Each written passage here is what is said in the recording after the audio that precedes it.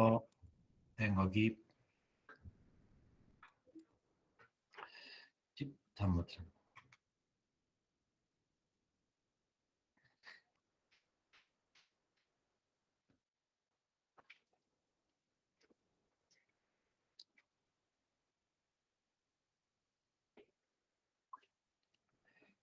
Bueno, buenos días a todas y a todos de nuevo. Otro curso de Yo Sigo Publicando y del Vicerrectorado de Investigación y Transferencia.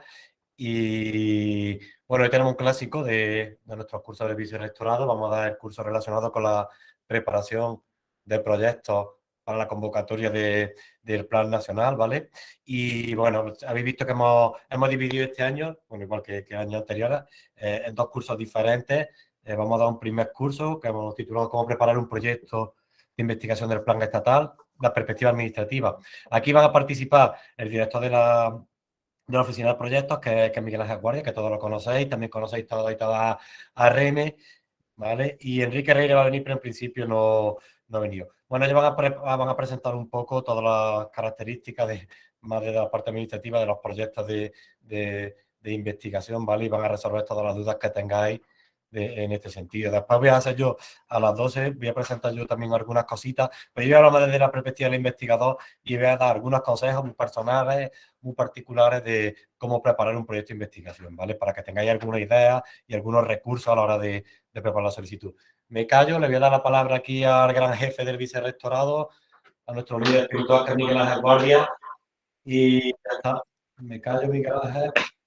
Muchas gracias, Daniel, por lo del líder espiritual. Bueno, buenos días a todos. En principio, en primer lugar, disculpar a Enrique, al vicerrector, que hoy ha coincidido que hay un claustro al que no podía faltar. Ya sabéis que claustro hay una vez al año, pero este año va a haber más, y no podía faltar este claustro, entonces nos pide que os disculpemos porque para nosotros, para el vicerrectorado, este día, el día de la presentación de los proyectos, es un día, pues es un día muy importante, el día en que se solicitan proyectos del plan estatal. Son los proyectos por antonomasia, ¿no? Aunque hay muchos proyectos de excelencia, de europeos, pero estos son los proyectos que llegan a más gente, los que tenemos siempre muy buenos resultados. Y para nosotros, para todo el vicerrectorado, un día especial cuando hacemos desde siempre la jornada esta de presentación de proyectos, que además la tratan con mucho mimo, pues tanto Dani como Reme y Elisa, que son las dos compañeras que conocéis del vicerrectorado, que son las que llevan directamente la gestión de proyectos y las que se implican más en la preparación de esta jornada. O sea que nosotros estamos aquí un poco aprovechando todo lo que ellas hacen, ¿no? Y son con las que trabajan estos 20 días a tope, van a estar trabajando hasta que acaban totalmente enfadadas porque no da tiempo, porque quieren revisarlo toda la documentación, yo las trato de tranquilizar y bueno, al final nos lo pasamos bien, pero son 20 días, son 20 días intensos para vosotros y también para nosotros, sobre todo para ellas dos, ¿no? Que son las que de verdad entonces quiero hacerle públicamente ese agradecimiento. También a todos los demás compañeros del vicerrectorado que están enganchados a través del ordenador, todos los que están en justificaciones y tal, están todos siguiendo esta jornada. Bueno, pues sin más, vamos a poner la presentación, vamos a compartir la presentación.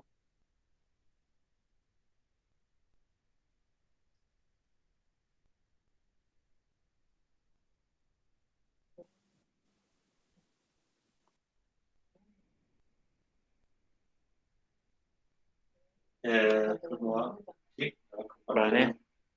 Bueno, es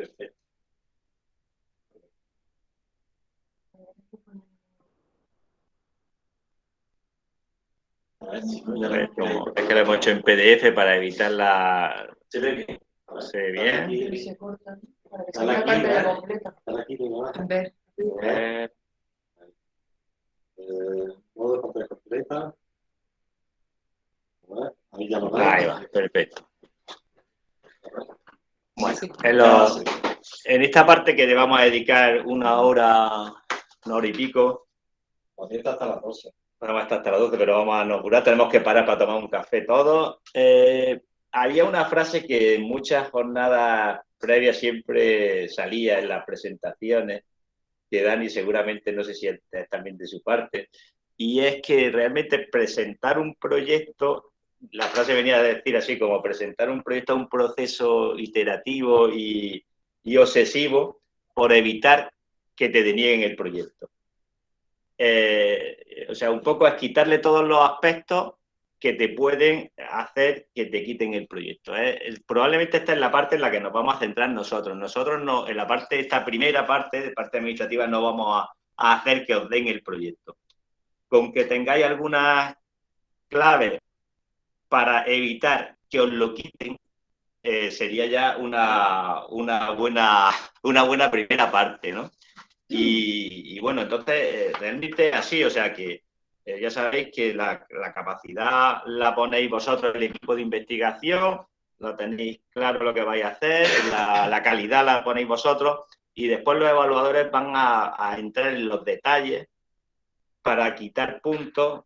Usted no ha puesto un plan de difusión suficiente, no acredita suficientemente la capacidad formativa. 4 aspectos que probablemente habéis dado menos importancia, considerabais menos importantes que hacer bien los objetivos, la metodología, y consideráis menos importantes estas cosas porque realmente son menos importantes, pero son los que quitan puntos, y al quitarte puntos queda fuera.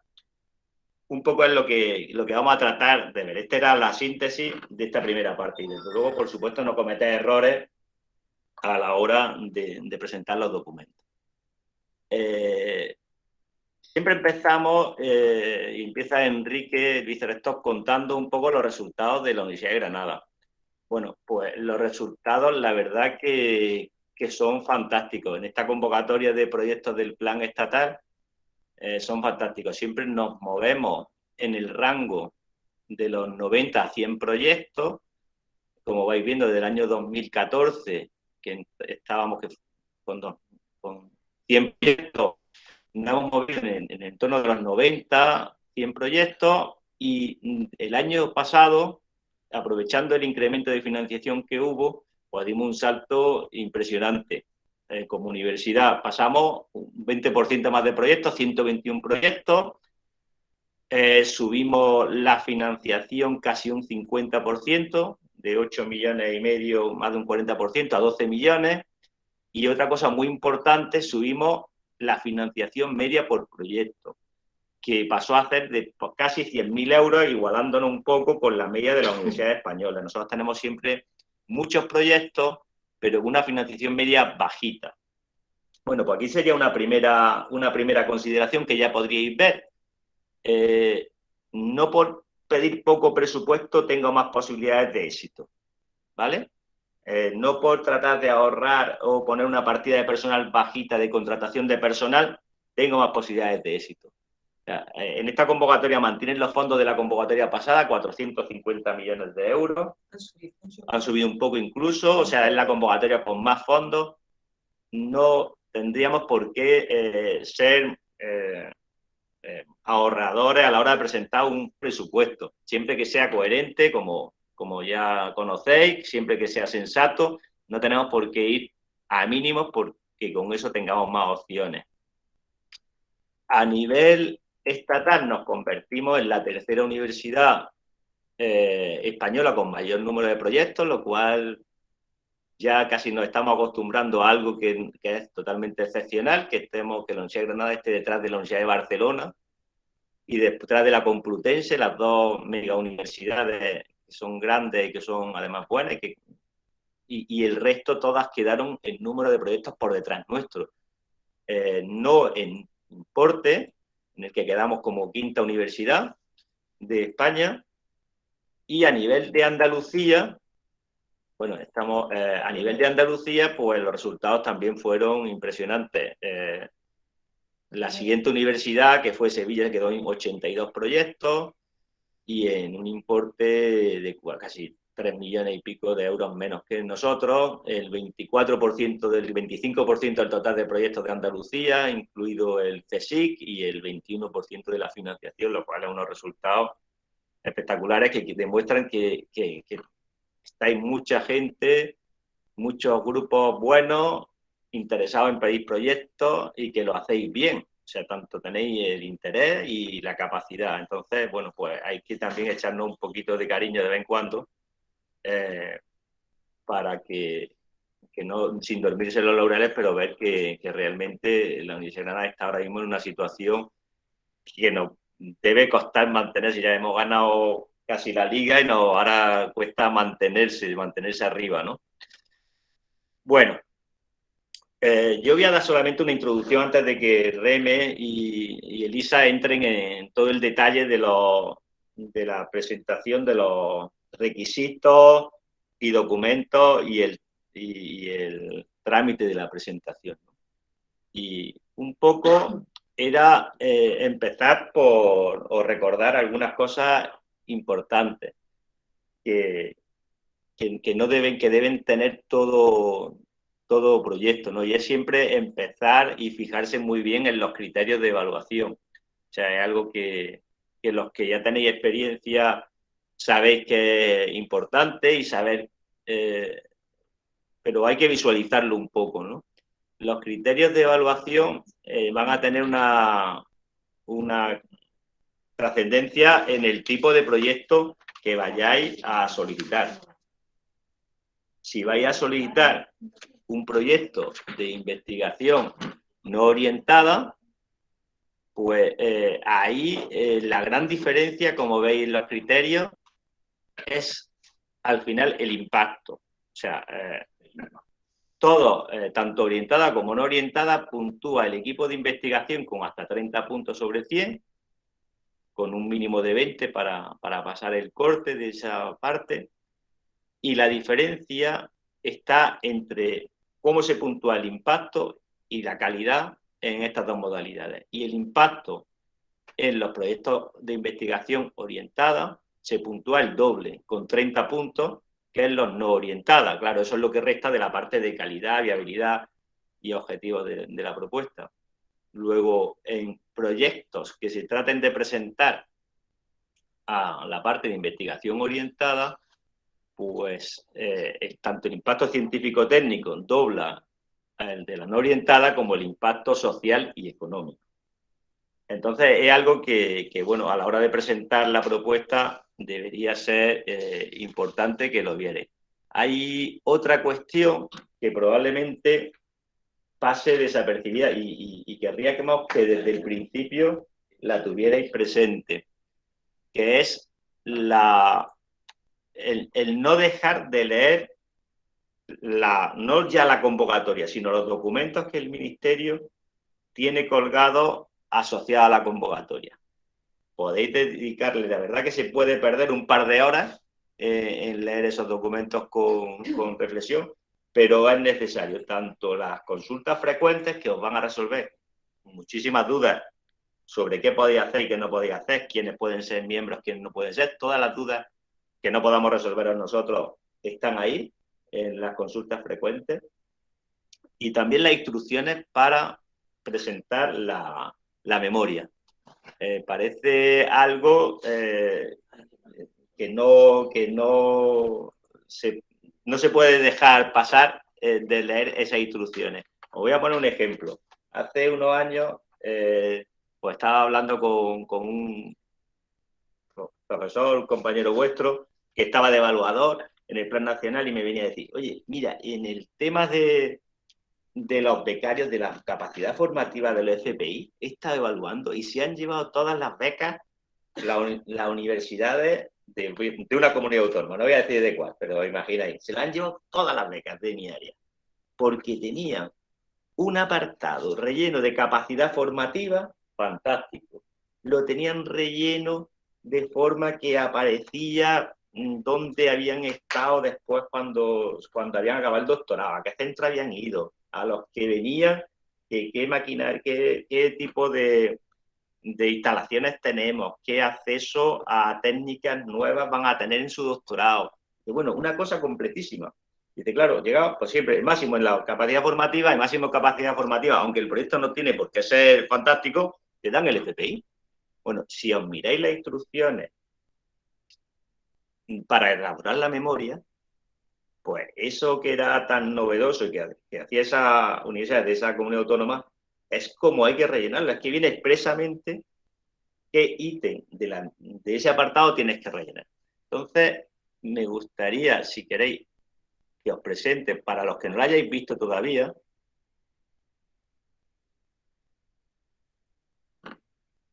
que os presente esas instrucciones simplemente para que las veáis.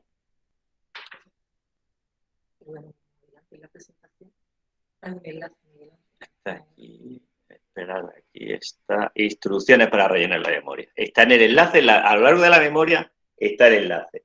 Pero todo lo que muchas de las cosas que vamos a hablar en la presentación, vais a ver que no solamente es una idea que os vamos a trasladar, es que, de hecho, los evaluadores quieren que se haga así. O sea, cuando se habla de los apartados del impacto, de qué ítem tenéis que rellenar el impacto científico. Para muchos de vosotros sé que esto ya es una cosa habitual, pero en esta jornada siempre viene gente que va a ser su primer proyecto.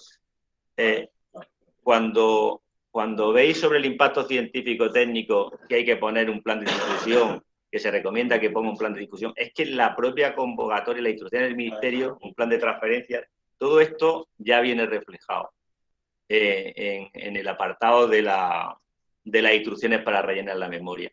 Cuando se habla de la capacidad formativa y que cuentes cómo han ido con tus tesis, con tus doctorandos y cómo va a admitir a los nuevos doctorandos, cómo es el plan de formación que hay en tu escuela de doctorado, o sea, describir las cosas que ya no solamente que tiene vuestro grupo, sino que la tiene la propia universidad, es fundamental. O cuando vaya a trabajar con temas éticos, con temas de experimentación animal o con organismos modificados genéticamente, qué instalaciones tenemos, como universidad. Para eso tendréis que ver lo que tiene el CIC, poneros en contacto. Los que no conozcáis, ya conocéis el CIC, muchos, casi todos. Pues las distintas secciones que tiene el Centro de Instrumentación Científica, y en su propia página web os va a dar información que os va a servir para todo esto. Es decir, que de verdad no dejéis de mirar estas instrucciones, porque son importantes. Y bueno, ya entramos en el meollo. Volvemos a la presentación y entramos ya de lleno con Reme en cómo se debe hacer la presentación.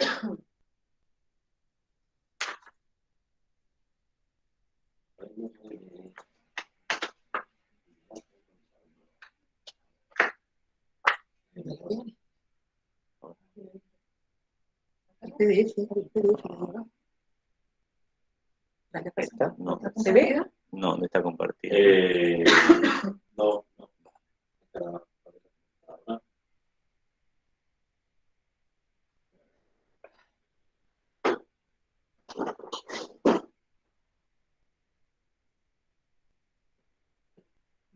Ahí.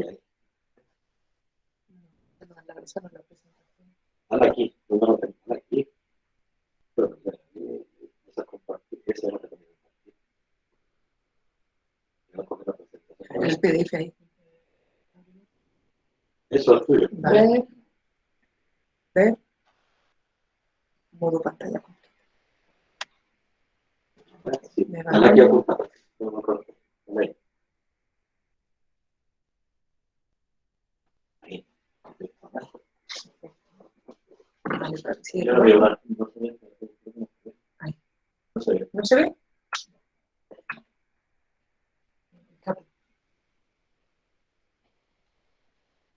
Yo veo la carpeta.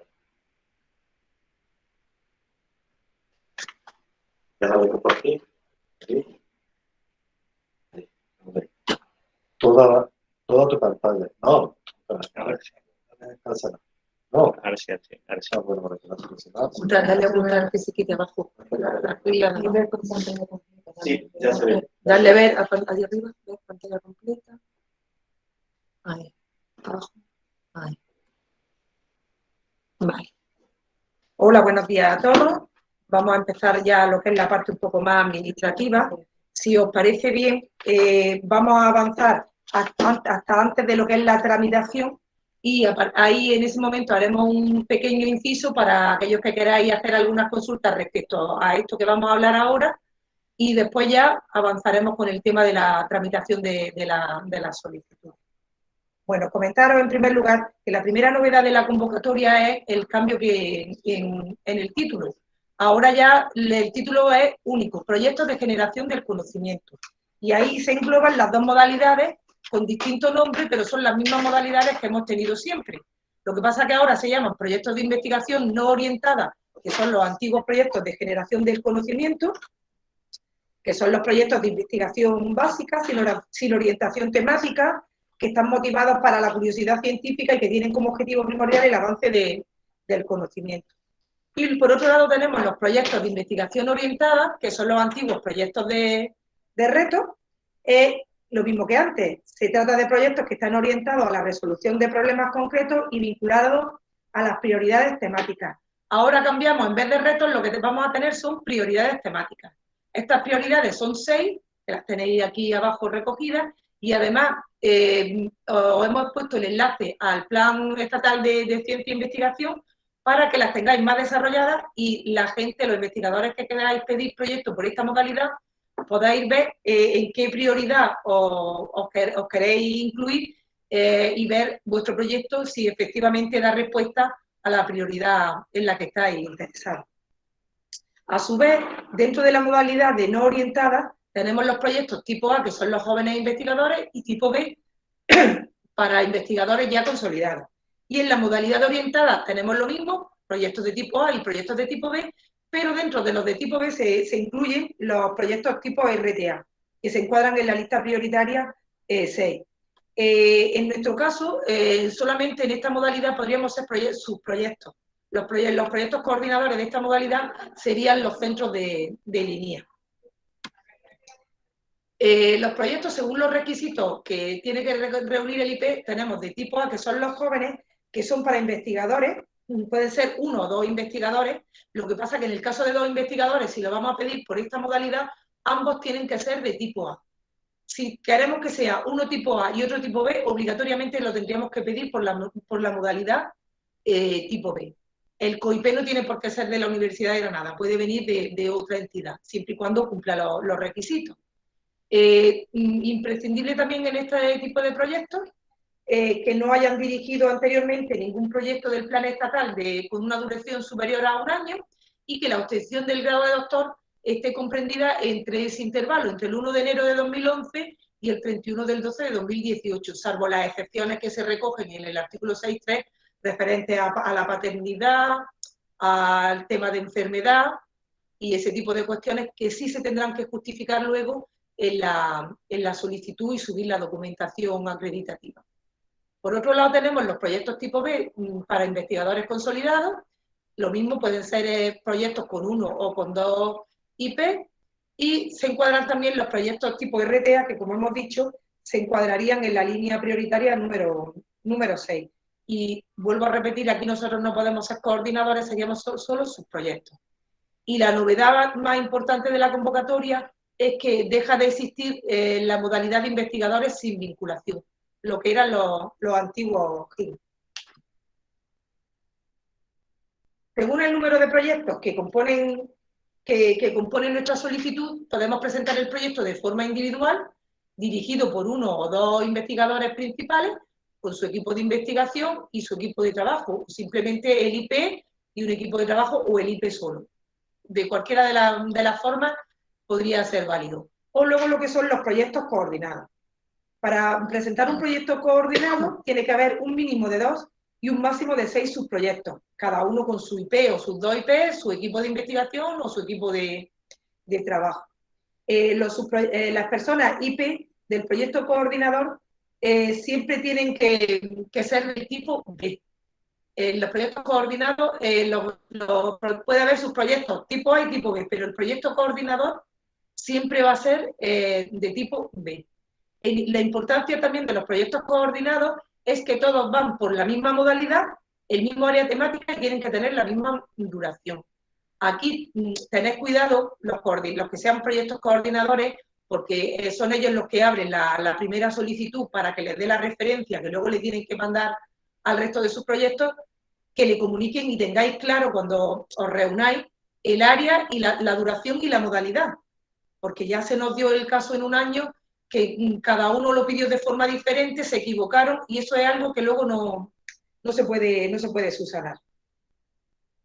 En el caso, lo que también tenéis que tener en cuenta en los proyectos coordinados es que si al proyecto coordinador lo dejan fuera el resto de sus proyectos. No financiarían ninguno.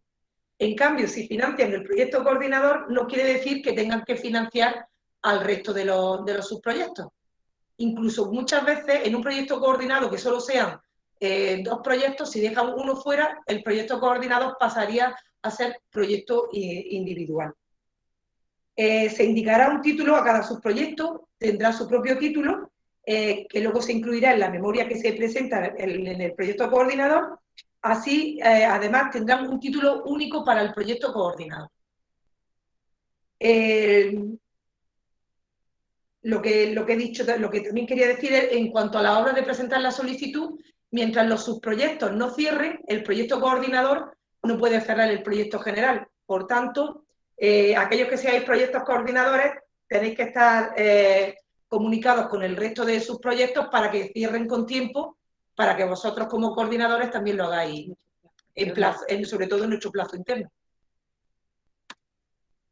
En cuanto a la duración de los proyectos, por regla general, los proyectos tienen una duración entre 3 y 4 años.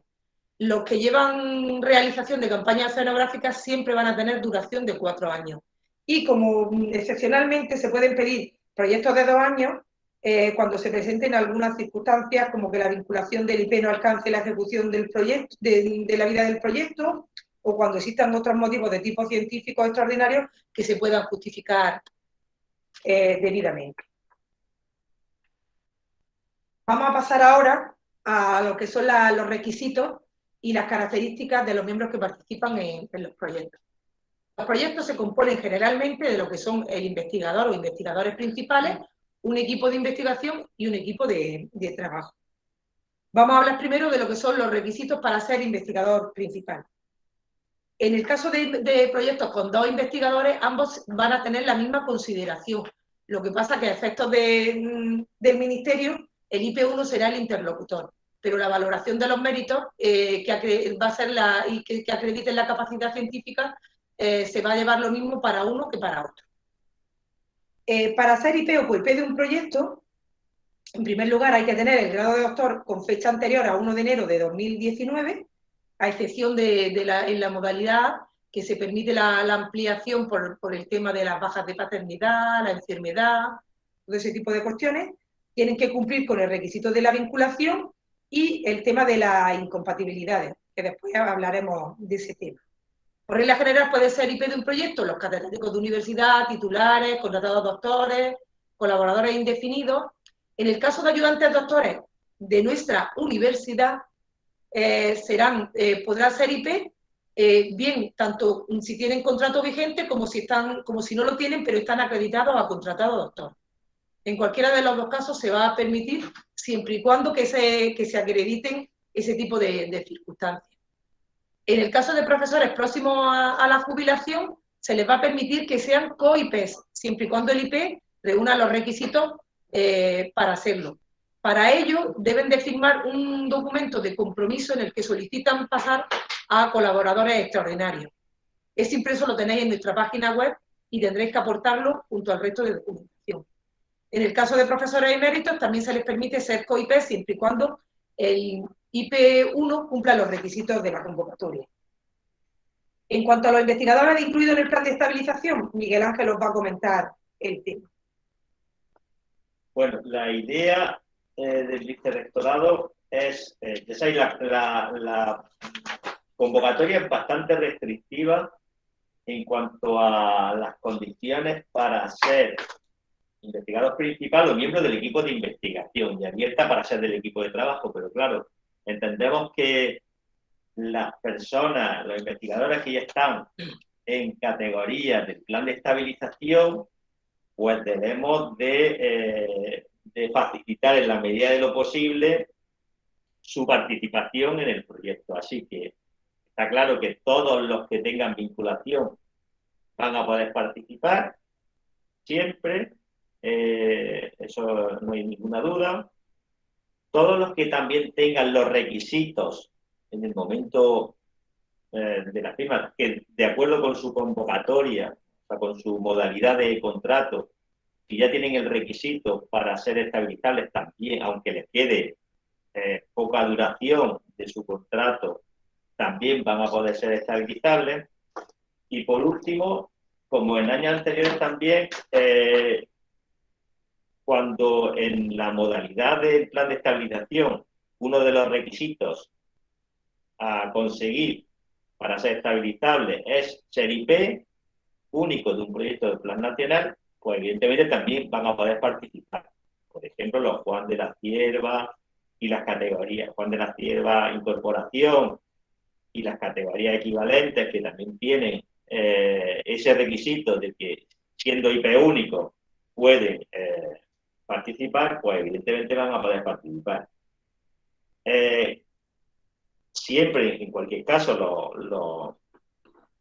Ramón y Cajal, y de las nuevas convocatorias que aún no están en el plan de estabilización, pero que van a estarlo en breve. De hecho, se está mañana ya hay la primera negociación con los representantes sindicales para la modificación del plan de estabilización, y la propuesta del equipo de gobierno pues incluye también a la convocatoria Emergia, a la Talentia Senior, a la María Zambrano Senior y a la Beatriz Galindo. Por tanto, todos ellos también van a poder solicitar como IP. En cuanto a los miembros del equipo de investigación, más o menos es parecido a lo que hemos comentado con el tema de los IP. Cualquier persona con vinculación suficiente en la universidad, catedráticos titulares, nuestros ayudantes doctores, siempre que tengan contrato vigente o estén acreditados, los profesores próximos a la jubilación, siempre que cuando firmen el documento de compromiso de pasar a colaboradores extraordinarios, y los profesores eméritos. Y en cuanto a los investigadores incluidos en el plan de estabilización, pues vuelve a comentarlo Miguel Ángel. Bueno, en este caso seguimos las mismas reglas. O sea, si ya tiene el requisito que establece el plan, voy a quitar un poco la máscara para que se me oiga mejor, si tiene el requisito de estabilización que aparece en el plan, pues puede ser miembro del equipo de investigación. ¿Qué pasa si no lo tiene? Bueno, en el caso de, por ejemplo, de los que pudiendo ser IPs se estabilizan, lo ideal tanto para ellos, para cumplir el requisito, como para que cumplan con la convocatoria, es que lo que hagan es pedir como IP en vez de como miembros del proyecto. Si como miembro del proyecto no te va a cumplir el requisito de estabilización, más vale que pidas como IP, eso es evidente y todos lo sabéis. Bueno, ¿qué pasa con otras modalidades postdoctorales, convocatorias? Siempre nos quedamos con bastante mal sabor de boca cuando tenemos que decirle a las convocatorias oficiales de postdoctorales que no pueden ser miembros del equipo de investigación porque su vinculación no abarca la duración del proyecto y se tienen que ir al plan de trabajo, y eso es un mérito bastante menor. Entonces, lo que planteamos en esta convocatoria para las convocatorias oficiales de postdoctorales es que si la vinculación normalmente nunca va a abarcar los 3 años de duración del proyecto, es que el IP sea el que se comprometa a que en el caso de que cuando acabe la vinculación, pues con cargo a otros proyectos, porque con cargo a este proyecto no se puede financiar a un miembro del equipo de investigación, con cargo a otros proyectos o al grupo de investigación, mantengan su vinculación contractual.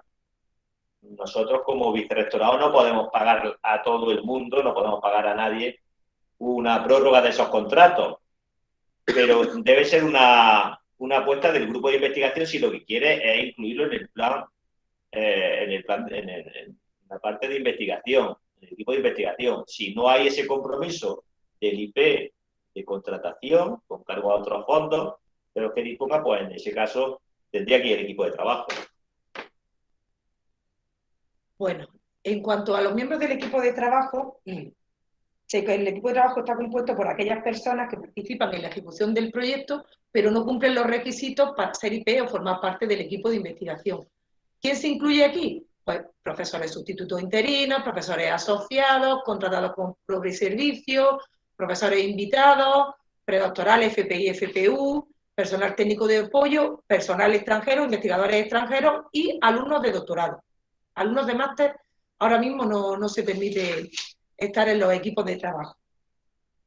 Además, tampoco pueden figurar en el equipo de trabajo, y eso ya viene como novedad desde la convocatoria pasada, aquellas personas que tengan una relación funcionarial, estatutaria o laboral con la entidad y cumplan los requisitos para ser IP o estar en el equipo de investigación.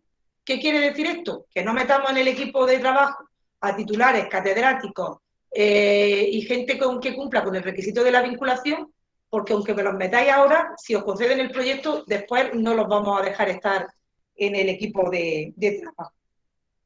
En cuanto a los miembros del equipo de trabajo, no tienen que aportar ninguna reseña de currículum, simplemente se les tiene que incluir el nombre, los apellidos y si tienen el código ORCID, aportarlo también. Y firmar en el documento de firma que hay para ello. Dentro de la memoria sí tendréis que incluir las actividades en las que vayan a colaborar, teniendo en cuenta que ellos no pueden ser responsables de ninguna tarea ni de ningún objetivo. Para eso está el IP y los miembros del equipo de investigación. En cuanto al tema de autorizaciones, aquí, bueno, perdón, os vamos a dejar aquí como una diapositiva resumen, por si aquí lo veis más claro todo esto que hemos estado comentando Miguel Ángel y yo, para que podáis consultarla. En cuanto al tema de autorizaciones para la participación en proyectos de otras entidades, pues nos vamos a tener a lo mismo que hemos estado comentando antes, todo aquel que tenga vinculación de una manera fija o aquel que esté en el plan de estabilización pero tenga requisitos para, aún no teniendo vinculación, tenga el requisito para el tema de estabilización y lo acredite, nosotros le vamos a firmar la autorización. Importante también la gente que viene de otras entidades a participar en nuestros proyectos. La autorización debe indicar claramente que la entidad se compromete al mantenimiento de la vinculación. En caso de que no lo incluya, no aceptaremos esas autorizaciones y, por tanto, tendréis que sacar a los investigadores del proyecto. Y no vamos a tramitar solicitudes que no vengan con todas las autorizaciones de los miembros externos, porque eso nos obligaría a firmar una cosa que no tenemos certeza de que sea cierta.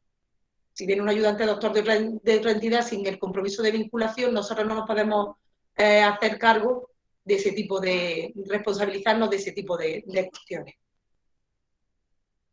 En cuanto al tema de las incompatibilidades, lo tenéis recogido en el artículo 6.2 de la convocatoria en el anexo quinto. Por supuesto, el IP y el COIP tienen dedicación única y solamente pueden ser miembros, pueden estar en uno de los proyectos, no pueden ser miembros del equipo de investigación de ningún otro proyecto.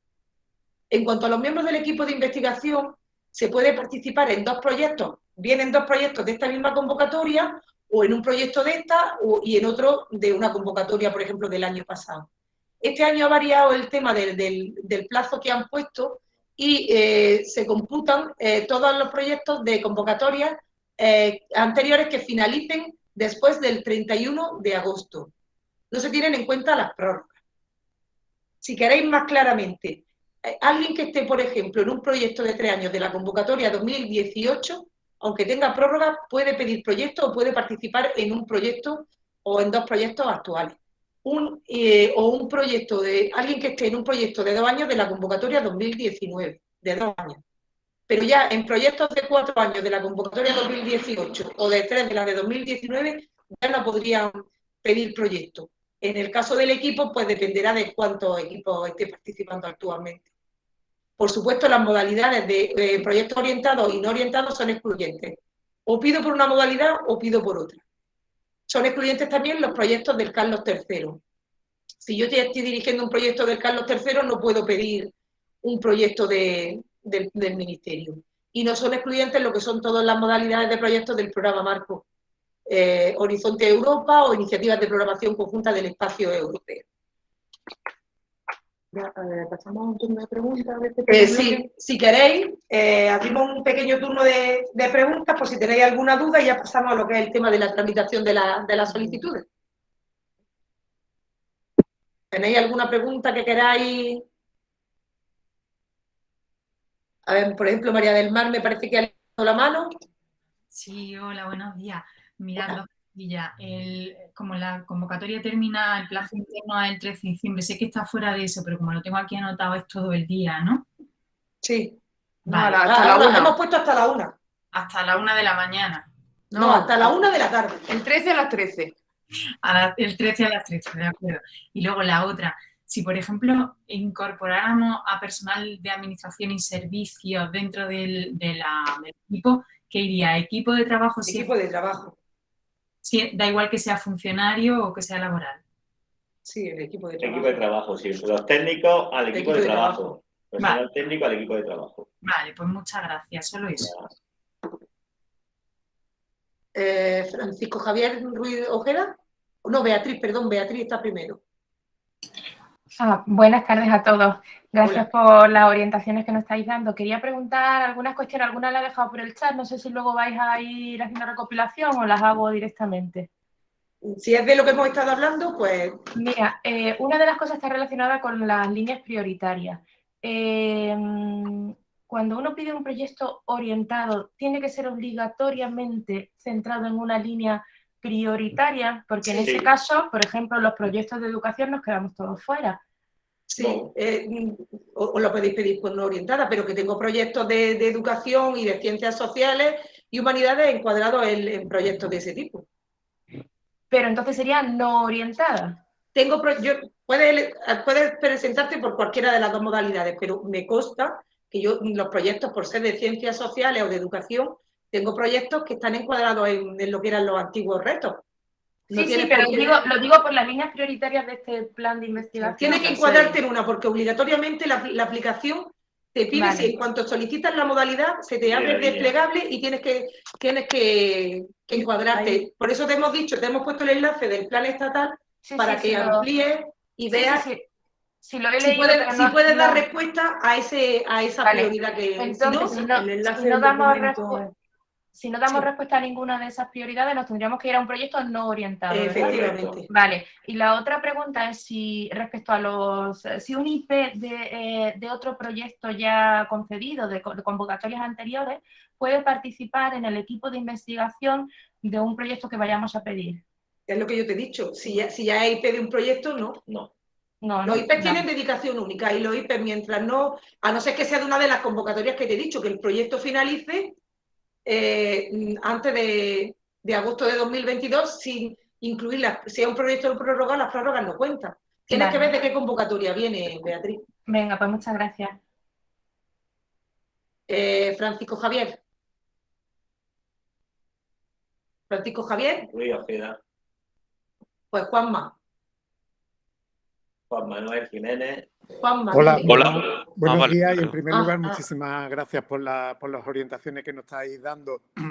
Una pregunta muy concreta. ¿Es conveniente que una persona con la que no he publicado, pero que se incorpora a la UGR como Ramón y Cajal, en línea de investigación similar a la mía, figure como co-IP o puede penalizar? Aquí no penalizar, no penalizaría. No tiene por qué tener una relación contigo. El tema es que tenga capacidad de liderazgo. Hombre, un Ramón y Cajal ya se le va a suponer. A los Ramón y Cajal lo van a evaluar siempre bien, porque ya le han evaluado hace muy poco la capacidad de liderazgo. Luego, yo así personalmente te lo vería bien. El tema es que tenga líneas suficientes para que los dos podáis justificar. Sí. Pero lo que es el liderazgo de él, aunque no hayáis trabajado juntos antes, no tiene importancia y además se justifica en que se incorpora a la universidad. Como exacto, sí, es lo que yo he pensado. Sí. También te digo, Juanma, y eso se nos ha dado el caso, una vez pasa por evaluación el proyecto, si el evaluador ve que el proyecto con 2 investigadores no lo ve bien justificado, te lo pueden sacar y mandártelo al equipo de investigación. Vale. Eso también se nos ha dado el caso. Muy bien. No debe pasar con un Cajal. Pues muchas gracias. Pues te puedo decir que he tenido el caso de un ayudante y un catedrático. Al catedrático lo han sacado de COIPEA, de ser COIPEA, equipo de investigación. No lo quería mucho, el evaluador no lo quería. Por eso te lo digo todo. Bueno, espero que no me saquen a mí. Bueno, entonces, Francisco Javier, si estaba por aquí ya. Gracias, Juan Manuel. Sí, perdón, buenos días, que es que estaba el Hola. micrófono inactivo.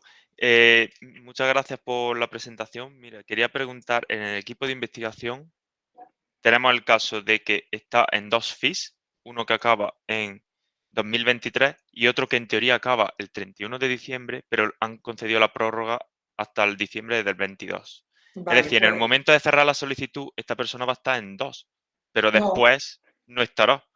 pero ¿Va a haber algún Francisco, problema? Lo que te he dicho, las prórrogas no cuentan. No cuentan. Entonces podría estar en un solo proyecto más, en el que tiene hasta 2023 y en el tuyo, porque como me has dicho que el segundo lo tiene prorrogado, las prórrogas no cuentan. Sí, no cuentan, pero me refiero, en el momento de cerrar la solicitud, va a registrar No, pero que está en 2. ellos comprueban y ahí no hay incompatibilidad porque el segundo está prorrogado.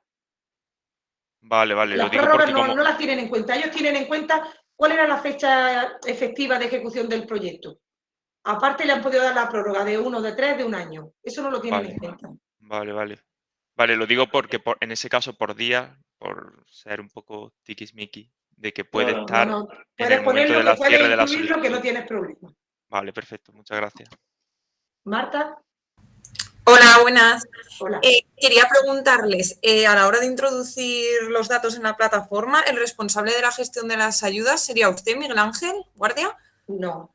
No. Bueno, sí, en el apartado, pero eso lo vamos a ver ahora, Eso en la lo vamos a segunda ver parte. en la segunda parte de Esa no la vamos a tramitación. ver, es que no hemos quedado a la primera parte, que era el requisito, y ahora, Vale. antes de, para no acumular todas las preguntas, ahora vamos a abrir la parte de cómo se tramita y cómo se rellena la solicitud. Vale, y otra cosa, si un profesor de otra universidad quiere incorporarse al proyecto, necesitaríamos entonces lo que han dicho, la declaración responsable por su parte y el compromiso de vinculación por parte de la universidad. El ¿Correcto? documento de firma, que lo tenéis en la página web, y por parte de su entidad, la autorización en la que le acreditan el mantenimiento de la vinculación durante toda la vida del proyecto. Vale, perfecto, muchas gracias. Nada. Venga. Concepción Linares. Hola, buenos días. Hola. Mi pregunta va porque el proyecto que queremos solicitar van a estar incluidos, queremos que estén incluidos en el equipo de investigación los facultativos de los servicios de alergología de todos los hospitales de Granada. Entonces, Vale. para los públicos sería la Fundación FIBAO el que le hace su autorización, Sí. pero para el privado, los médicos privados que no tienen fundación. Importante aquí, eso lo diremos ahora en la tramitación de la solicitud. A la gente que incorporéis en el equipo de investigación, la entidad tiene que estar inscrita en SISEN. Si la entidad no está inscrita en SISEN, ese miembro no lo puedes meter en el equipo de investigación porque te lo van a dejar fuera. Y Los FIBAO médicos sabe no, si... entonces, además no te puedo decir porque es que no hay Vale. una base donde consultarlo. Pero un hospital privado lo normal es que no esté, o sea, un médico tendrá que ir al equipo de trabajo.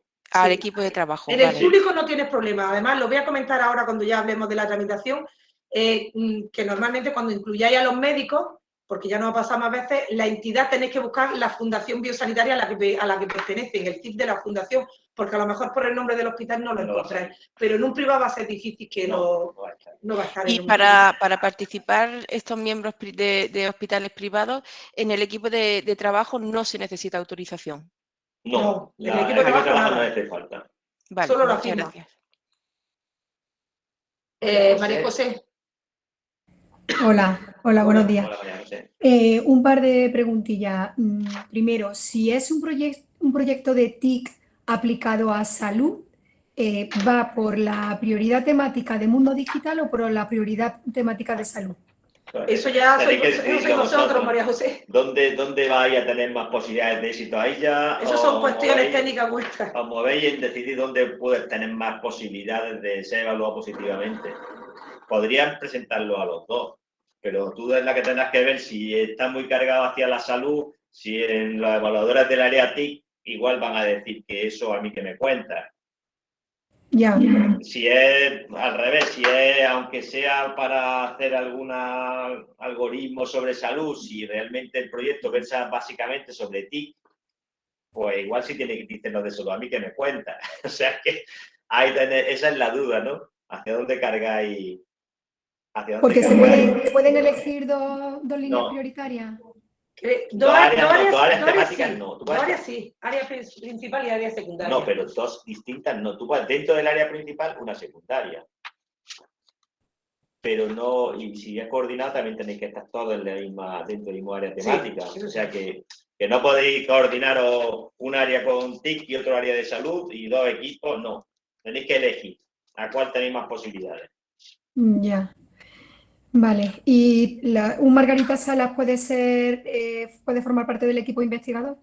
Lo que hemos dicho antes. Sí, siempre Siempre y que los Margarita Salas van a acabar su contrato el 31 de diciembre del 23. Luego tenéis que tener compromiso, tenemos que tener compromiso del IP de que después lo va a contratar. En alguno de, En alguno de los de proyectos sus que tenga o en el proyectos, grupo. porque en este Vale. no puede ser. Vale, pero y si todavía no son, quiero decir, en el momento de petición del proyecto, ¿ya son oficialmente Margarita Salas? Es que antes del 15 de diciembre vamos a tener ya, podemos hacerle una precontrato, porque el Vale. contrato va a empezar el 1 de enero. Vale, lo digo porque, claro, nosotros lo tenemos que meter con la figura que tienen ahora, no con la que van a tener, ¿no? Pero va a ser ellos, lo que dice la convocatoria, además, que la expectativa de nombramiento de cualquier convocatoria oficial de una administración pública vale a efectos de vinculación. Y la resolución definitiva de Margarita Salas sale hoy o mañana. O sea que, Vale, entonces, que no hay problema. Pueden participar. El tema es que os comprometáis los IP a mantener la vinculación. Para eso hay un impreso que tenéis en la página web, María José. Vale, perfecto, gracias. Gracias, muchas gracias. Ana María López. Hola, buenos días. Una duda sobre los profesores eméritos. Sí. Cuando solamente le quedan 2 años de solicitar eméritos, pero en la convocatoria vamos a solicitar un proyecto de 3 años, ¿pasarían a colaboradores extraordinarios ese último año o no? No tendrían vinculación y no podrían estar en el equipo de trabajo. El equipo de investigación sí lo estamos dejando como miembro del equipo de investigación. ¿Vale? Es un compromiso y le pedimos un compromiso de que él va a mantener una vinculación en cualquier figura honorífica con la universidad. Pero incluso agotado esos años que podría mantenerla. Sí. Vale. A Gracias. efectos de este proyecto, sí. Gracias. Cristina. Cristina García. Sí, ¿se me escucha? Hola. Sí. Hola, mira, es que he visto en el apartado de incompatibilidades alguna persona que forme parte del equipo investigador de un proyecto del Instituto de Salud Carlos III como un FIS, ¿ya está vetado? ¿No puede participar? O... Es lo que te he dicho. Vamos a ver, IP no puede ser IP. Si ya tiene un proyecto del Carlos III o está en un proyecto del Carlos III, IP en esta convocatoria no puede ser. Si está en un equipo de investigación en un Carlos III, puede ser miembro de un equipo de investigación de esta convocatoria. Vale, o sea que como miembro de investigación sí podría participar en otro, ¿no? Sí. Vale, y luego una Sara Borrell, una investigadora postdoctoral Sara Borrell, lo mismo, ¿no? Con el compromiso de mantenimiento de la vinculación tendría que ser, ¿no? Correcto. Vale, pues muchas gracias. Nada. María Gracia. Hola, muchas gracias. Primero, bueno, como ya el año pasado me lié tanto con lo de joven investigador, a ver si este año lo hago mejor. Entonces, mi pregunta un poco era en línea con lo de la compañera. Yo estoy en el listado provisional de la Zambrano Senior, ¿no?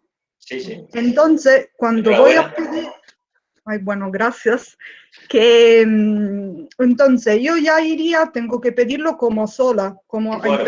puedes hacer, pero puedes pedir como IP. Sí. Puedo. Puedes Entonces, mi pregunta es, como al final, yo estoy contratada por la Universidad de Montpellier en Francia, pero realmente mi contrato ya se ha acabado. Entonces, hasta que no me contrata la Universidad de Granada, ¿yo qué vinculación tendría que poner cuando lo pido? Estaría en expectativa de nombramiento. Igual que hemos dicho antes. Desde que se publique la definitiva, que va a ser mañana, hoy o mañana, va a estar en expectativa de nombramiento, o sea que no hay problema. Eso es admisible. Vale, y luego puedo elegir... Sí. No, y la duración de tu contrato, como te va a pedir la duración de tu contrato, vas a poner desde los 3 años, de 1 de enero a del 22 hasta el 31 de diciembre del 24. Vale, entonces puedo elegir también esto de la modalidad para mí orientada, no orientada, no me quedo, porque el año pasado con el GIN era un poco más simple. Yo puedo elegir qué modalidad quiero. Si no lo tienes muy claro, vete a la no orientada. O sea, para irse a la orientada hay que tenerlo muy claro. Si tú estás, si tú estás empezando, a lo mejor te interesa más empezar por la no orientada. Solamente si lo tienes muy claro cuál es tu área, que eso es una prioridad, porque tienes que justificar que tu proyecto va a contribuir a la mejora de la prioridad. Si no lo tienes claro, no vas a... Que el año pasado el GIN me lo evaluaron muy bien, me quedé con todos los umbrales, pero me quedé fuera por eso de que no había desarrollado bien lo del reto. Entonces, precisamente, si ya no te pasó el año pasado, vete a no orientada, no le des vuelta, vete a no orientada este año. Empieza por un proyecto no orientado, que es investigación más básica. Es lo mismo, pero que al final es lo mismo, la finalidad es la misma, simplemente no tienes que justificar que participas en un reto concreto, en una prioridad concreta, ¿vale? Pero al final puedo tener... no es que sean peores ni mejores, son simplemente que no están orientados. Ya, como me dieron esa justificación tan específica, no quería ahora... Vale. Quería saber si me podía... Y puedo tener equipo de trabajo, como lo tenía también el año pasado, que era toda gente de fuera. Y equipo de investigación también puedo tener. Sí, claro. Sí, sin problema. Vale. Muy bien. Vale, gracias. Ya está, muchas gracias. Blanca. Hola, buenos días. Hola. Mire, yo pertenezco al Centro de Alto Rendimiento de Sierra Nevada, tengo el título de doctor por la Universidad de Granada y la pregunta es, ¿existe algún, me ha parecido entender en alguna de las respuestas anteriores que habéis dado, ¿existe algún listado o alguna base donde se pueda comprobar en función del CIF de nuestra entidad, que es el Consejo Superior de Deportes, si realmente nos podemos adscribir a las entidades que sí que pueden tener un IP? No existe porque ya lo hemos estado bicheando, lo está mirando. Lo único, la única solución que te puedo dar, ahora cuando colguemos la presentación, viene una dirección de correo para consultas de proyectos, que hagan la consulta y dando el CIF y que ellos te digan si ese CIF se encuentra dentro de CISE. Pero base pública no hay, porque ya lo hemos buscado por todos los sitios. Claro. Es imposible. Porque entonces la idea sería, el IP debe pertenecer a la Universidad de Granada y en caso de que yo no pueda justificar esa vinculación de una entidad que pueda ser solicitante, yo tendría que pasar a ser equipo de trabajo, ¿no? Ajá, vale. Pues luego al final vais a poner lo de la dirección esa donde se puede consultar. Sí, en nuestra página web se colgará todo y ahí tenéis esa dirección. Vale, de acuerdo, muchas gracias. Araceli. Bueno, un par de preguntas más. Araceli, ¿estás? Sí, hola, buenas. Hola. Hola, gracias por la ayuda. Una dudilla rápida. El equipo de investigación habéis dicho que puede ir en 2 proyectos, pero puede ser uno de que esté en vigor, de convocatorias anteriores y ahora participar. Sí, es lo que he dicho. Puede ser o bien 2 proyectos de esta convocatoria o en uno de otras anteriores y en este. Vale. Perfecto. Vale, ¿y el equipo de trabajo no tiene limitación? No. La limitación es que no pueden ser, el equipo de trabajo no puede disfrazar un equipo de, alguien que debería estar en el equipo de investigación. Es decir, si alguien no dice, es que yo estoy en 2 proyectos incompatibles, me meto también en el equipo de trabajo, no. Si tú tienes vinculación como titular o catedrático o lo que sea, tú tienes que estar en el equipo de investigación. Si no puedes, no puedes. No te puedo disfrazar en el equipo de trabajo. Vale.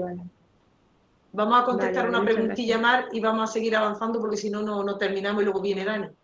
A Jesús. Gracias por atenderme. Bueno, mi pregunta es muy simple. En el equipo de investigación hay un número mínimo de personas. Mi pregunta va en el sentido, con un par de personas en el equipo de investigación, ¿hay posibilidades de que lo den o mejor ni siquiera intentarlo? No, eso no... No, dependerá de que los objetivos, tú tienes que poner en el equipo, claro, en el equipo de investigación, son los que se responsabilizan de los objetivos. Si no tienes a nadie, porque el equipo de trabajo no puede responsabilizarlo de los objetivos.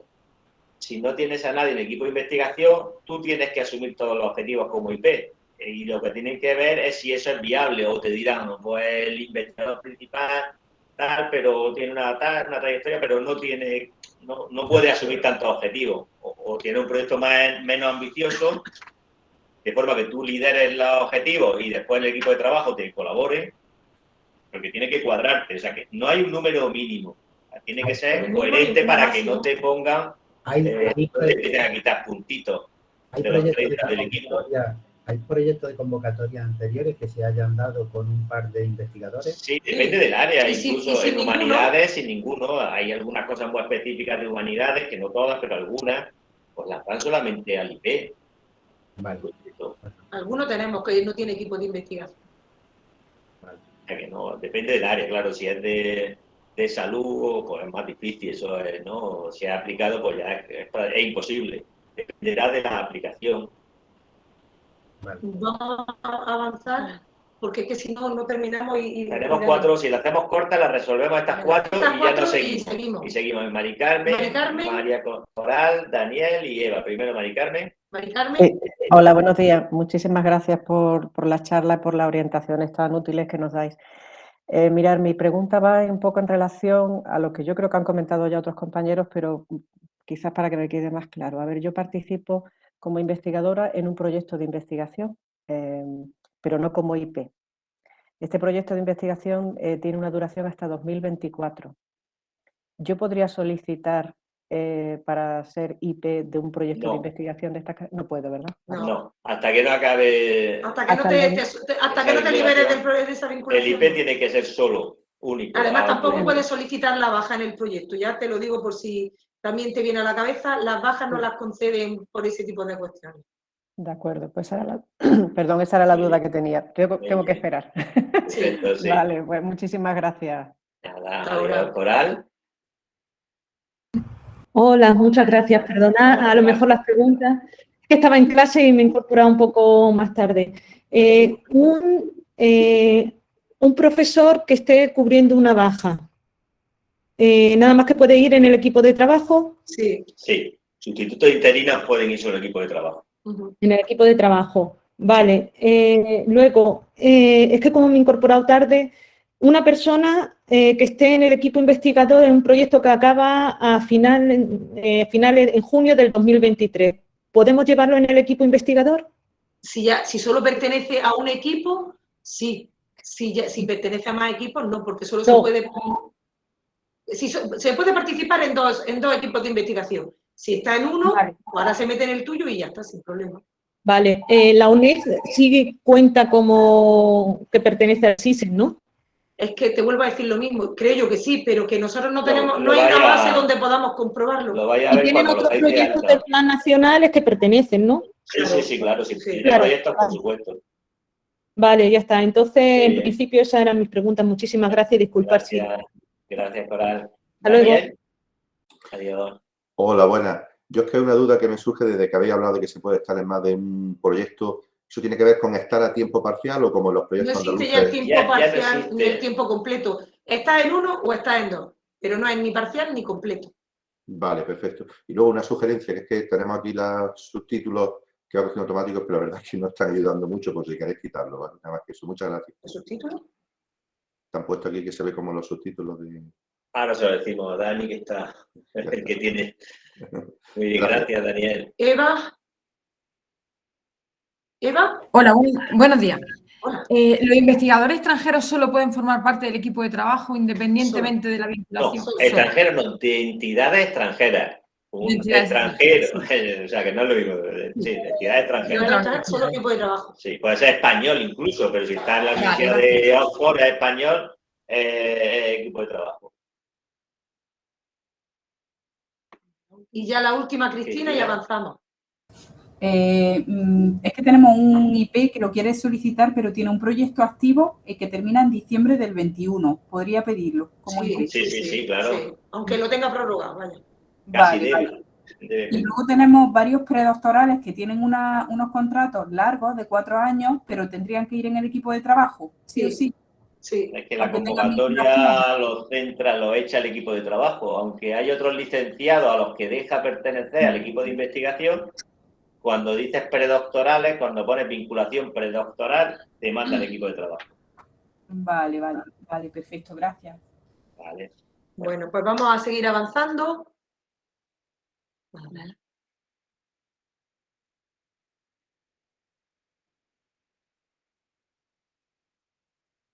Vale. Ahora vamos a tratar lo que es el tema de la tramitación de la solicitud, el contenido y la documentación que tenéis que aportar y dónde la tenéis que aportar. Indicaros que el plazo de solicitud es único, que se abre entre el 23 de noviembre, desde ayer hasta el 15 de diciembre a las 2 de la tarde. Nuestro plazo interno es hasta el 13 de diciembre a las 13 horas. Es mucha la documentación que hay que comprobar antes de cerrar y no podemos ampliar el plazo tanto tiempo. Como recomendaciones, simplemente breves recomendaciones antes de avanzar, es que consultéis las preguntas frecuentes de la agencia, que están bastante bien. Tenéis el enlace aquí en la presentación y también las tenéis colgadas en nuestra página web. Recopilar toda la información necesaria antes de cerrar la solicitud, procurar que la memoria responda a todos los ítems y a todos los criterios de evaluación, sobre todo al tema del impacto, porque si no lo responde también os pueden dejar fuera por ese tema. Ya el año pasado tuvimos un par de casos. Revisar todos los documentos antes de cerrar, sobre todo el tema de memoria y CVA, porque luego estos documentos no son subsanables y sería una pena que nos dejaran la solicitud fuera por estas cuestiones. Y recordaros también que en el caso de aquellos proyectos que presenten presupuestos superiores a 100.000 euros, la memoria es obligatoriamente en inglés. La tramitación de la solicitud se hace en dos pasos. Por un lado, lo que es la aplicación en la agencia, el formulario electrónico, donde se suben los documentos que se rellena la solicitud y se aportan los documentos, y luego lo que es el trámite con el vicerrectorado, donde nos tenéis que enviar la documentación que a continuación os vamos a indicar, y una vez que nosotros la revisemos y esté todo completo, será cuando procedamos a firmar la solicitud por parte del representante legal. Lo que hemos dicho antes, bueno, para los IPs que ya lleváis más tiempo ya tenéis esas claves. Para los que seáis nuevos, lo primero es que os registréis en el Registro Unificado de Solicitantes, el RUS, y esas claves ya os van a servir tanto para dar de alta el formulario, para cualquier comunicación que tengáis que hacer con el Ministerio de aquí a la eternidad, porque esas claves ya son, como yo digo, para siempre. Una vez que tengáis las claves, ya podréis acceder a crear vuestra solicitud. A través del enlace lo tenemos puesto en nuestra página web para que accedáis con esas claves que tenéis. Y antes de empezar con la solicitud es importante que consultéis el manual de ayuda para la presentación de la solicitud. Simplemente con ticar en este enlace el manual se abre.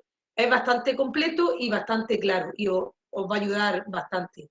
Una vez que entráis en la solicitud, las partes que os aparecen son estas. Cada vez que serían la de solicitante, proyecto, investigadores, presupuesto, implicaciones éticas. Cada vez que ticáis en cada una de ellas, se van abriendo cada uno de los apartados que tenéis que ir cumplimentando. Aquí tenéis los datos que tenéis que poner en lo que es la entidad solicitante. El representante legal siempre va a ser Enrique Viedma. Y Herrera Viedma, perdón. Y el responsable de gestión es Miguel Ángel Guardia. Aquí tenéis los datos que tenéis que incluir. Los tenéis aquí, los tenéis en el resumen que hay en nuestra página web para que los podáis consultar. Miradlo bien porque luego si no tendríamos que abrir la solicitud en caso de que no lo hagáis bien.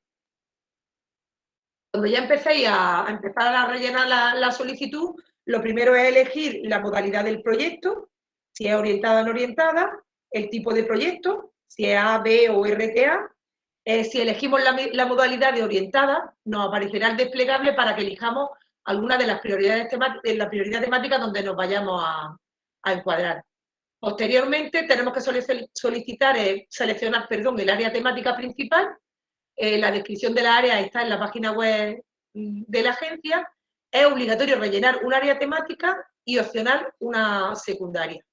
Importante deciros que dependiendo del área donde os encuadréis, será el evaluador que mire vuestro proyecto. Entonces, que lo tengáis claro, porque luego, dependiendo del área, os van a evaluar de una manera o de otra.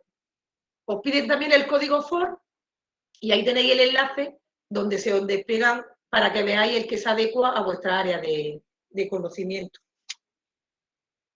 Otra cosa que siempre nos preguntáis, siempre estáis, cuando llega el tema del código NAPS. El código NAPS es Avance General del Conocimiento financiada con fuentes distintas de los FGU. Os ponéis sobre el avance y elegir y pincháis en el área que os correspondería a vosotros. En cuanto a los proyectos coordinados, una vez que seleccionáis, que el coordinador selecciona la forma de ejecución y selecciona coordinado, se le abre el desplegable y se le da como una referencia que será la que posteriormente tendrá que pasarle a los subproyectos para que la incluyan y se pueda enlazar esos subproyectos al proyecto coordinado. Recordad que en los proyectos coordinados el área, la duración y la modalidad tiene que ser siempre la misma. Si no, luego os quedaréis fuera. Otro de los apartados de la solicitud es el de los indicadores del proyecto. Hay 3 tipos de indicadores. Por un lado, los primeros son los del personal involucrado en el proyecto, pero se refiere solo al personal que participa en el equipo de trabajo, en el momento de la solicitud. No el que penséis que vaya a incluir después, no. El que vaya a incluir en esta solicitud. La segunda parte es la de actividades de formación y valorización de resultados directamente relacionados con el proyecto que está en marcha, en el momento de la presentación, tesis, los contratos, y por último, los resultados previstos en el proyecto, en términos de publicaciones, tesis, patentes, cosas que tengáis previstas que se van a llevar a cabo en el proyecto. Es importante que tengáis en cuenta que estos datos que incluís en la solicitud deben coincidir con lo que luego incluyáis en el apartado de impacto científico-técnico de la memoria. Si no, no tendría mucho sentido. De todas maneras, para el tema de los indicadores, comentaros que en las instrucciones de la memoria os dan también un poco más de explicación sobre estas cuestiones por si tenéis alguna duda. Cuando ya vais a lo que es la parte de lo que son los investigadores principales y el equipo, en primer lugar, en el apartado del OIP se introducirán los datos personales y académicos de cada uno de los IP, del IP1 y del IP2 si existe, y posteriormente ya viene lo que es el equipo de investigación. Hay una pregunta también por ahí que me preguntáis mucho cuando rellenáis la solicitud, y es de si la entidad es un centro tecnológico. En nuestro caso no somos centro tecnológico. El código ORCID es obligatorio tanto para el IP, COIP y los miembros del equipo de investigación, porque se utiliza para recuperar de las bases de datos bibliométricas las publicaciones asociadas a dicho investigador. Los códigos relacionados con las bases de Web of Science o Scopus no son obligatorios, por lo cual no debe seleccionar nada en la pregunta que os hacen cuando os preguntan indique la base de datos que se ha utilizado. Si no vamos, en el caso de que no queremos aportar esos códigos, no tenemos que rellenar. Obligatorio el código 11. En el equipo de investigación, como hemos dicho antes, se pueden incorporar todos los miembros que queramos, siempre y cuando cumplan con los requisitos. ¿Algún micrófono está abierto? Por favor, algún micrófono que tengáis abierto. En cuanto al equipo de investigación, de cada uno de los investigadores que tengáis que incluir, tenéis que poner una reseña de un máximo de 8.000 caracteres de cada uno de ellos. Se recomienda que vayáis pidiendo ya esta información a cada uno de los miembros que tengáis intención de meter, porque eso lo hace el investigador principal manualmente. Además, tendrá que incluir un listado de las 10 aportaciones más relevantes en forma de publicaciones, en revistas, libros, congresos, y su código ORCID, que es también obligatorio. En cuanto a ver, ¿qué hemos puesto aquí? Que no veo. Importante, el resumen, tanto del IP1 como del IP2, si lo tenemos, ese resumen deberemos de escribirlo en inglés. Es un resumen breve de 3.500 caracteres. En cuanto a los miembros del equipo de investigación, recordaros lo que he dicho antes, que deben de estar, las entidades a las que pertenezcan deben de estar inscritas en CISE, que no tenemos ninguna base donde comprobarlo, Y en el caso de los médicos, tened en cuenta que no me pongáis, no busquéis el hospital, porque eso no lo vais a encontrar, sino la Fundación Biosanitaria a la que pertenezcan. Pedirle el CIF de la Fundación Biosanitaria, que eso seguro sí lo vais a encontrar, porque si no, no os va a dejar de incluirlo. En cuanto al equipo de trabajo, es simplemente los datos que os piden, el nombre, el primer apellido, el segundo ni siquiera es obligatorio y el código ORCI es voluntario, pero sería recomendable que si lo tienen, que también lo incluyáis. Ahora pasamos a lo que es la parte del presupuesto. El presupuesto se divide en gastos de personal, gastos de ejecución y luego lo que es el resumen, que eso ya no lo rellenáis. Solamente tendréis que rellenar la parte de gastos de personal si queréis incluir algún contrato de personal y gastos de ejecución. Comentaros aquí que una cosa es que pidáis un personal en formación, que si pedís un personal en formación, eso no le cuesta dinero al proyecto porque es una convocatoria que sale posteriormente y va por otra vía. Y otra cosa es los gastos de personal, que es que queráis en el marco del proyecto contratar a alguna persona para realizar alguna tarea concreta, y eso sí es lo que tendréis que rellenar en este apartado. Tenéis que indicar el perfil de esa persona, las tareas que va a realizar, la duración prevista del contrato y justificar la necesidad de ese contrato. Recordaros que este personal sería miembro del equipo de trabajo y por tanto no es responsable de ninguna tarea. Recordaros también, porque luego pensáis que a los que queráis meter un personal en formación, que al tener un personal en formación es como si tuvierais un miembro del equipo, va a ser un miembro del equipo de trabajo, no va a ser responsable y por tanto si no me dan un personal en formación, el proyecto no se me puede venir abajo. Que luego justificáis muchas veces en los informes, es que como no me han dado personal en formación y el Ministerio os dice que ese tipo de convocatoria es de recursos humanos y da trabajo al proyecto, no es para quitar trabajo al proyecto. Otra cosa importante es que muchas veces, como no tenéis equipo de investigación, queréis suplir con la contratación de personal. Recordad que el que pongáis 2, 3, 4 contratos, lo primero que no os van a dar tanto dinero para contratar. Y lo segundo, que el evaluador le estáis diciendo que como no tengo personal en el equipo, contrato a gente para que me lleve a cabo el proyecto. Y tampoco tendría mucha lógica. Para el cálculo de los costes de los contratos, aquí tenéis el coste mínimo anual por el que se está haciendo los contratos en el vicerrectorado. El contrato de doctor son 28.000 euros al año, el de licenciado 24.000 y el de FP 21. También recordaros otra cuestión, y es que los contratos se hacen solamente a tiempo completo y a tiempo parcial de 20 horas. No hay otra opción de contrato. En cuanto a gastos de ejecución, los gastos elegibles los tenéis en el artículo 9 de la convocatoria, pues adquisición de inventariable, alquiler de inventariable, fungible, mantenimiento de inventariable, viajes y dietas. Tenéis que incluir obligatoriamente el importe de los 1.200 euros para gastos del informe de auditor y cualquier otra cosa. El material de oficina no es gasto elegible en los proyectos, nada de tóner, ni papel, ni cuestiones de ese tipo, porque luego no se va a permitir. Y poco más. Una vez que lo tengáis hecho, os aparecerá en el resumen lo que habéis incluido. Justificar muy bien la necesidad de cada cosa, de cada ítem que incluyáis en el presupuesto. Como ha dicho Miguel Ángel, ni os tenéis que quedar cortos, ni tampoco pasaros, porque los evaluadores no son tontos y saben lo que cuestan las cosas. De todas maneras, el quedaros cortos o largos no quiere decir que por eso no financien el proyecto. Si os quedáis cortos, vais a perder, y si os quedáis largos, tened en cuenta que en la gran mayoría de los proyectos se recorta sobre lo solicitado. Para terminar, es simplemente subir los documentos que son obligatorios, que son la memoria científico-técnica, que será en inglés para aquellos proyectos que solicitan más de 100.000 euros, el CVA del IP y COIP, si se da el caso. En el caso de proyectos de tipo A que hayan acreditado alguna de las situaciones del artículo 6.3, pues tendrán que presentar la documentación justificativa, y en los proyectos de actuaciones especiales la documentación requerida. Deciros también que no es obligatorio que tengáis que entrar a la solicitud con certificado electrónico, que no es obligatorio que la tengáis que firmar, pues no hace falta.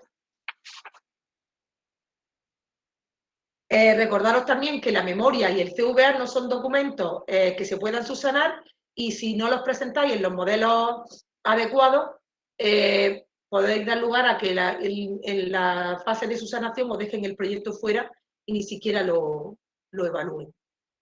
Yo quería deciros que por mi experiencia, y puesto que solo son 2 documentos los que tenéis que subir, que cojáis el que publica la convocatoria, sobre todo el tema del CVA, que este año ha cambiado el modelo.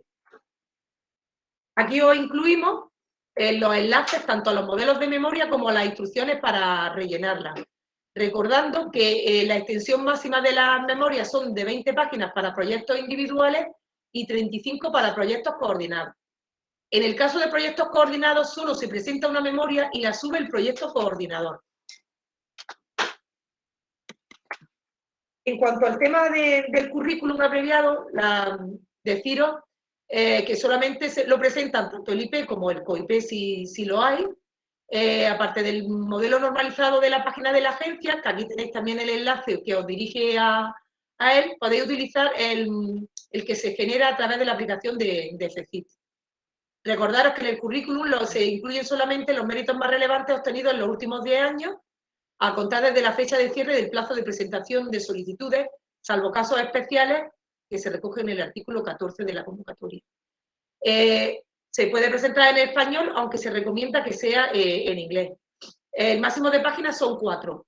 Indicaros también que la aplicación, en cuanto paséis de páginas, tanto en la memoria como en el currículum, no os va a dejar cerrarla.